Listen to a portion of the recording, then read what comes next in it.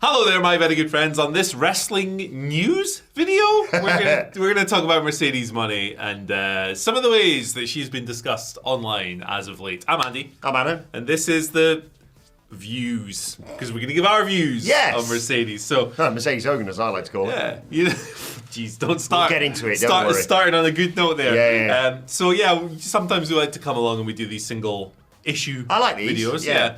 More of a discussion piece than an actual news thing, because we're just talking about some of the burning issues in wrestling right now. And it's apt this week especially. It is. It certainly is. Mercedes Moné, however you pronounce it, is one of the most discussed people in the online wrestling space. She has been for years, going back to her time in WWE. Always attracts a lot of passionate opinions, positive and negative. We're going to dive into all of it today. So, let's just start with a bit of context, right? Objectively, an extremely successful human being. Right? Brilliant wrestler as well. She's only 33 years old, but currently she is I'm going to have to read the names of these properly because I don't remember initials. She's the CMLL Women's World Champion. She's the EWA Women's Champion. I think that's the Austrian promotion she recently appeared for. She's the Rev Pro Undisputed British Women's Champion. And she's the AEW TBS Champion. She's also got the Southside belt as well. She was recently the New Japan Strong Champion, but she lost that in a breakaway match. She's had 28 matches in AEW to date. She's been pinned and submitted in none of those. 0. Undefeated and undisputed. And currently, on the docket, she has a huge match coming up. Yeah. All in Texas, Toni Storm. Toni is, of course, the AEW Women's World Champion. It's the top 2 champions in AEW in that division. Clashing. It's easily the biggest women's match that AEW could put together right now. So, objectively, extremely successful person. And Snoop Dogg's cousin? Yep, something like that. Dating the Beast Mortos. Congratulations to both of them. Congratulations to her. He's an absolute piece. He is a piece. I've been enjoying their TikTok weird things. They've been dancing and I don't get it. Things. I don't really get it either, but I kind of enjoy it. Yeah, it's funny to see him in that context. They're happy. Good for them. Good for them. So yeah, objectively extremely successful. Also one of the most widely criticized wrestlers maybe of all time. Yes. Right? Her stuff is just hyper-analyzed to such a degree. And currently, the discussion is... we have this with a lot of people, the Hogan. Yes, I said that at the beginning, but it was a joke. Yeah. But yeah, you get, Becky Hogan, Rhea Hogan, Mercedes Hogan, Charlotte Hogan. Sami Zayn got it the other week. Because he beat... It's like... Pick your battles. Cross? Yes. That's mental. Sammy wins like 1 in 4 matches. Yeah. Hogan. What do you think of Hogan? The point is with Sammy right now, and I hope this does change, he never wins the big one. Yeah. Hogan didn't. I don't really remember Hogan doing that somehow. Yeah, no. Hogan not really the underdog, was he? The Hulkster. Oh, he went close against Andre, but just couldn't quite get over that. Couldn't body slam him in the end. Didn't get there. What do you think of the Hogan? Before we dive into some of the creative control stuff, what do you think of the Hogan stuff? It's bollocks, isn't it? Like for all of them. Sammy, this is a different conversation. But the people who say this, and I feel like this is going to blend into when we get to the talk about, and it's a great report that Sean Ross Sapp has done with this, sort of breaking it all down. A lot of people who say this online don't seem to understand what booking is. Right? Like, in order for people to get to the level that they're at, they need to win quite a few matches. Yeah. Like, they can be beloved. There are people out there, absolutely, who don't win matches and are still beloved. But if you want to get to the tippy top, you do kind of need to win a lot of matches and hold a lot of belts. But yeah, I think it's one of those things that it's just such a lazy thing to say. Yeah. And I think it's thrown about a lot, especially with regards, like I say, to many women wrestlers, because your favourite or the one you fancy doesn't win. So you go, oh, well. Hogan. Oh, Becky Hogan. Yeah. What? Like Rhea Ripley's booking WWE and putting herself over. Like, oh, Becky Hogan, she's coming in and taking Bayley's spot and won the tag titles. It's called a story. Yeah. And it's literally led to one of the biggest matches at Evolution this weekend. Biggest match of Lyra Valkyria's career. Yeah. And best matches of Lyra Valkyria's career, in my opinion. Women's IC title actually feels like it means something as a consequence. I agree. I think it's a lot of... I was going to soften it, but you're right. I think it's a lot of younger fans who perhaps weren't actually around for the Hulk Hogan, the worst years of Hulk Hogan in WCW, and didn't live through like John Cena's babyface push at times and Roman Reigns in 2015. People who maybe weren't there for that, kind of overreacting a little bit who came up in the era of 50-50 booking and assumed that that's normal, you should just win and lose back and forth.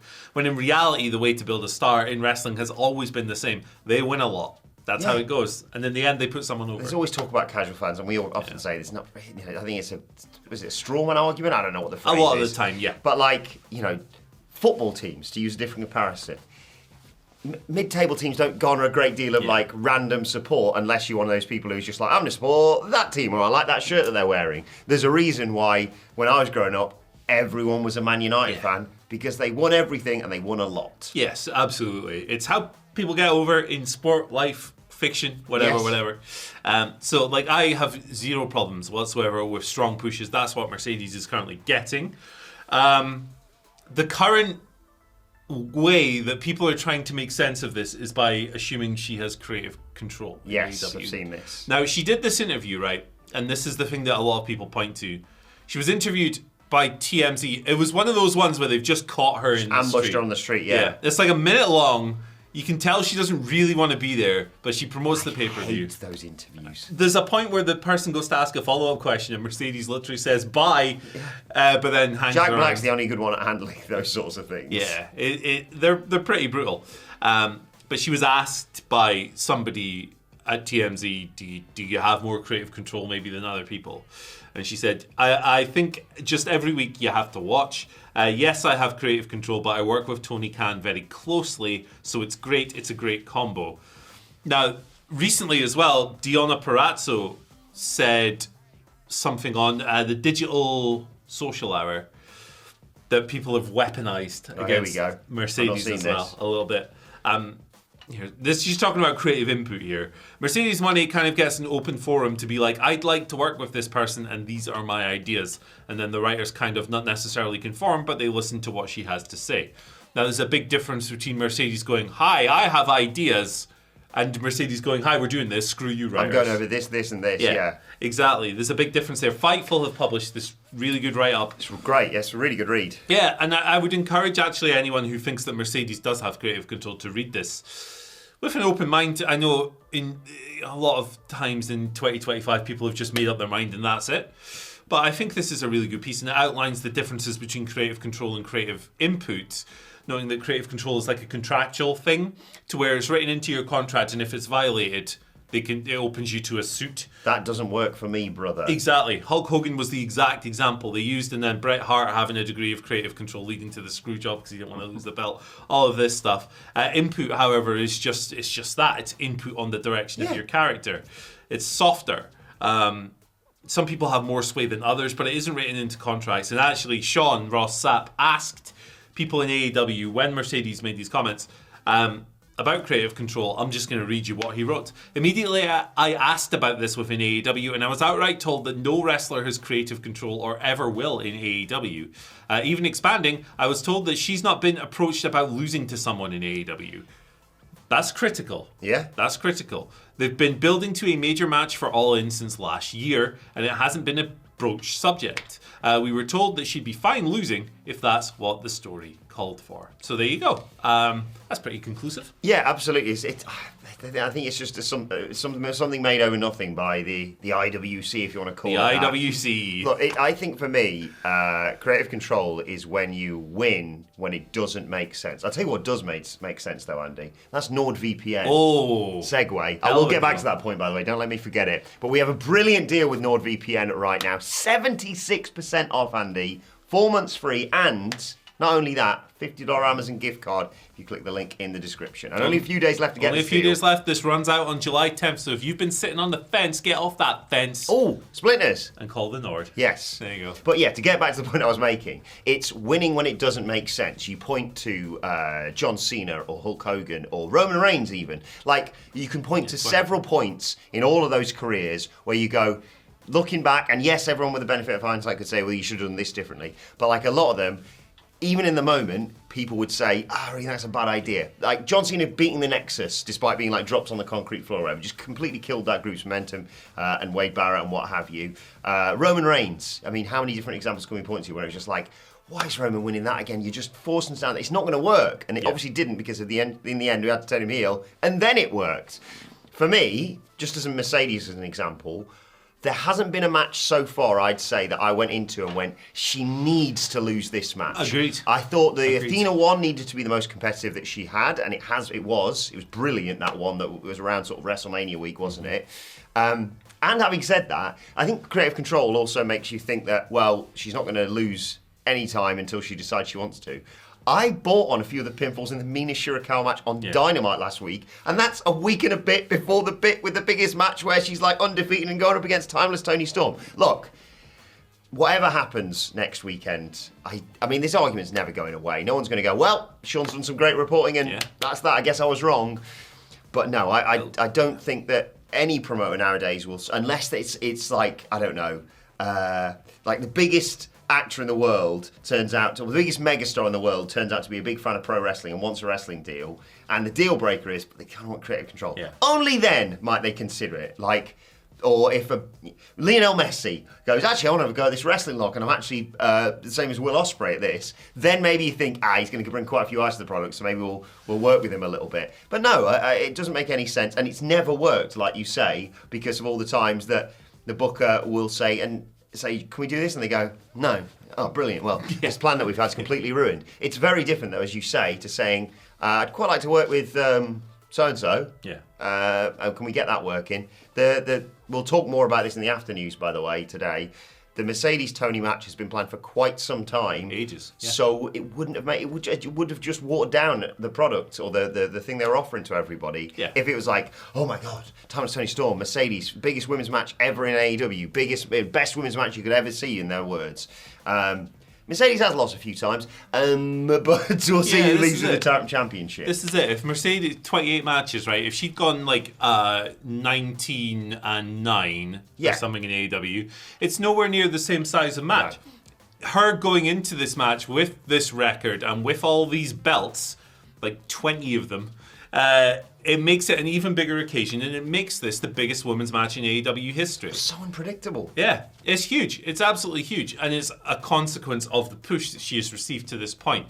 In terms of like specific matches that you might look at, there's not, again, same. There's not one that I would look at and go, she needed to lose that. Yeah. I would have absolutely taken an argument for the Athena match, right? If your goal was then to build to Athena at this show, absolutely, could take that. Let's have that conversation all day.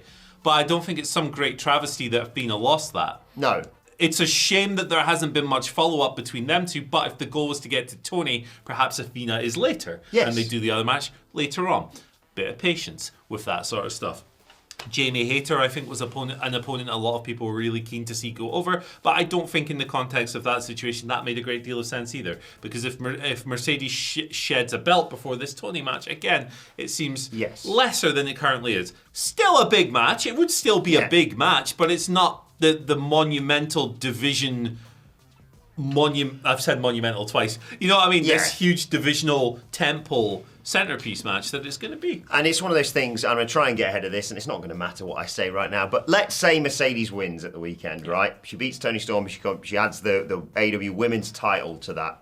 I mean, Mortis is going to have to start carrying some around for after a bit. She's barely going to get anywhere. Going to have to get Ultimo Dragon in to sort this out. How many bags are you checking into this flight? What? Pardon? All the belt, sorry. Even if she does win at the weekend, right? That doesn't mean, well, it's ridiculous creative control again. No, it just means Tony Khan has decided, well, it'll benefit someone else to finally beat Mercedes and dethrone her. What if 3 months down the line, what if we're talking about Mercedes beating Toni at the weekend, wins the women's title? What if 3 months down the line, Athena beats Mercedes to win the big belt? Yeah, or right? Willow, or Chris Statlander, Willow's or a great Jamie Hayter. Yeah, because of their history together. Yeah. Willow's a great one, who beat her in New Japan when Mercedes got hurt, obviously. And they called it on the fly and all of that good stuff. I think that Mercedes in general, going back to her Sasha Banks days, she's always, for me, I think, attracted unwarranted level of hate. Yes. And personal dislike. Don't get me wrong, you can criticise people, you can criticise Mercedes, you can criticise any wrestler. Definitely. Her finisher that she first had in it's Japan rubbish. was rubbish. Yeah, right? It's rubbish. We said as much at the time, but I think just think about what you're actually saying and do some actual analysis when it comes to criticising people, rather than just saying, creative control. Creative control. In it, yeah. Hulk Moné. Like, you remember when her and Naomi left WWE, People were up in arms about, it's unprofessional. We never use that word because we don't work with them. Who cares, right? She attracts... And they've been proven to be right as well in the years that followed. Creep-ass John Laurinaitis and Vince McMahon.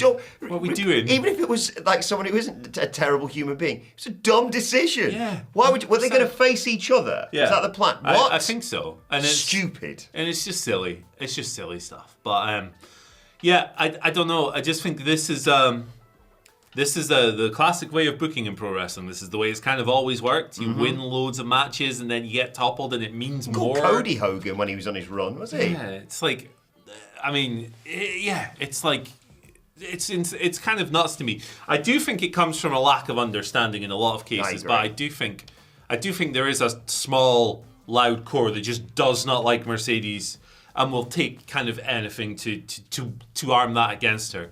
For me, she's already had like two of the greatest women's matches off the top of my head of all time. Yeah. You can go back 10 years to Bayley, and you can fast forward to the present day and matches like the Athena match on Dynamite, and it's like Bianca Belair at WrestleMania is brilliant. Yeah. In between there's lots of great stuff as well, and like I've always been a big fan of hers. Like work-wise, I like that she's a bit scrappy sometimes, that she bumps like a nutter. Yes. And I think that enhances the drama and gives her matches a kind of edge that is quite unique to her. And I think her catalogue speaks for itself. Yeah. I think that also, like, using that TMZ interview, because, when wrestlers are on the record, we should always believe everything. Wrestlers never speak in character out of turn. Yeah. And also, Sean... Stop accosting people on the street as well. Yeah, leave people alone, man. Leave people alone. You could tell when she was doing it. She was just doing her promotion, and then she was like, get me out of here. Yeah. But Sean Ross Sapp pointed out on Twitter as well, Tony Khan is probably... It's a pay-per-view week. Tony Khan's going to do a million interviews. He's going to do his scrums and all this stuff.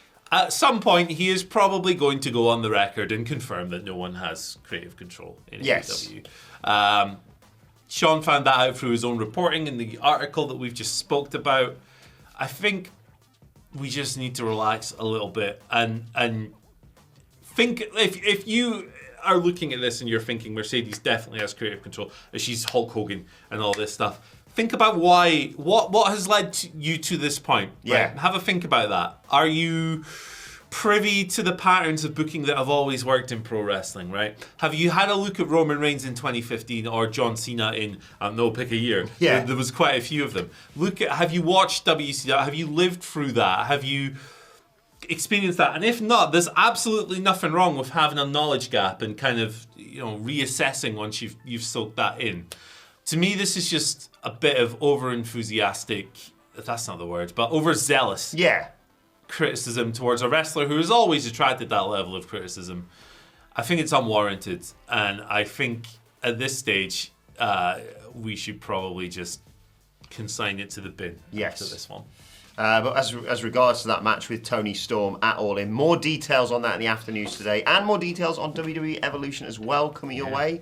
In the meantime, though, let us know your thoughts on everything we've discussed in the comment section below. Don't forget to like, share, subscribe, and check out this video right here. We'll see you later. 12 brutal ribs that played out on live television. Look at that, Gene Okerlund. Look at the words on your screen right now. You want to click that, don't you? You want to find out what's in there. Bye.